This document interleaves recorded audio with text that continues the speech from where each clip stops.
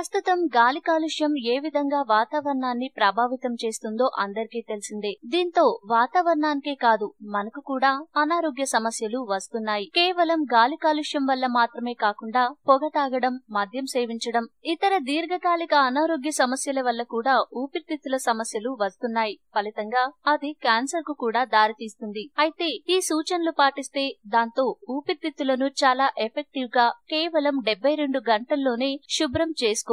అందుకు ఏం చేయాలో ఇప్పుడు తెలుసుకుందాం. డైరీ ఉత్పత్తులు, పాలు, దాని సంబంధ ఉత్పత్తులైన పెరుగు, వెన్న, నెయ్యి, మజ్జిగ వంటి వాటిని తీసుకోకూడదు. వీటిల్లో ఉండే పలు రకాల పదార్థాలు ఊపిరితిత్తులకు హాని చేస్తాయి. వీటిని ఆహారం నుంచి తొలగించడం మంచిది. గ్రీన్ టీ, రోజుకు 2 కప్పుల గ్రీన్ టీ తాగాలి.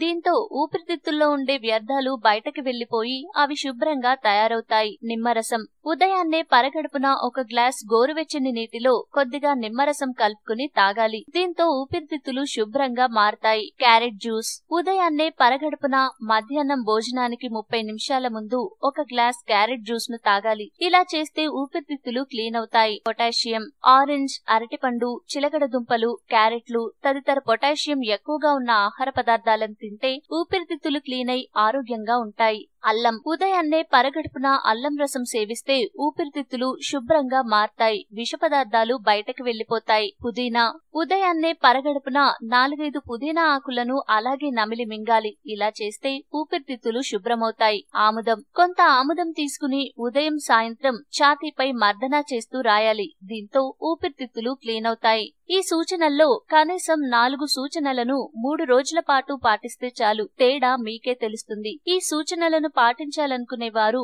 పొగ తాగకూడదు, మద్యం సేవించకూడదు. ఈ వీడియో మీకు నచ్చితే లైక్ చేయండి, అందరికీ షేర్ చేయండి, కానీ సబ్స్క్రైబ్ చేయడం మాత్రం మర్చిపోకండి.